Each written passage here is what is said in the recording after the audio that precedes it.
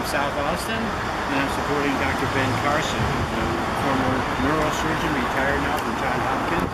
He's a brilliant man. He came from the city of Detroit, Michigan, as a poor kid in the ghettos. His mother was 13 years old when she married. She was from a family of 21 children. She married a bigamous Baptist minister, so she left them, and with the two boys, she raised them, and they taught them to read.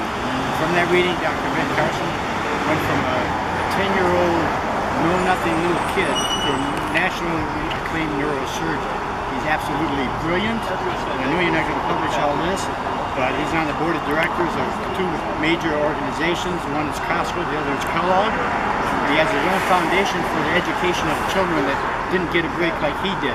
That was still in the cities, or after 50 years of poverty, still, he's getting them out of there and educating them. He's all 50 states is doing it at his own foundation. He's being called to by the people of citizens. The first time in the history of our country that conservative people have gathered around an individual that's not a politician and got him to run for president of the United States. So we're making history there.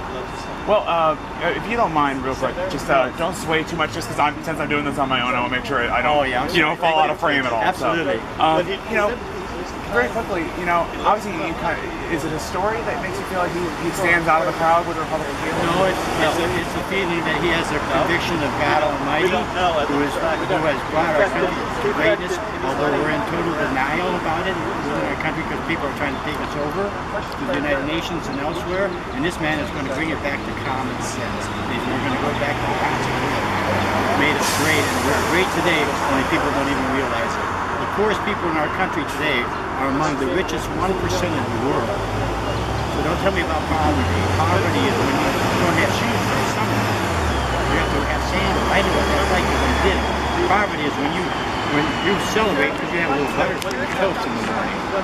I've been through that, so I know what poverty is. We don't have poverty today, but we have people dividing people, and Dr. Carson is going to stop that.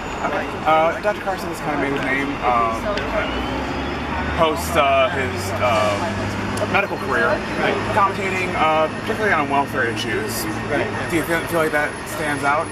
Well, I think we should help all people, sure, but I don't think the government should be doing it. I think they should be just a catalyst to help happen. I think we should always help poor people. Absolutely, that's what we've always done in this country.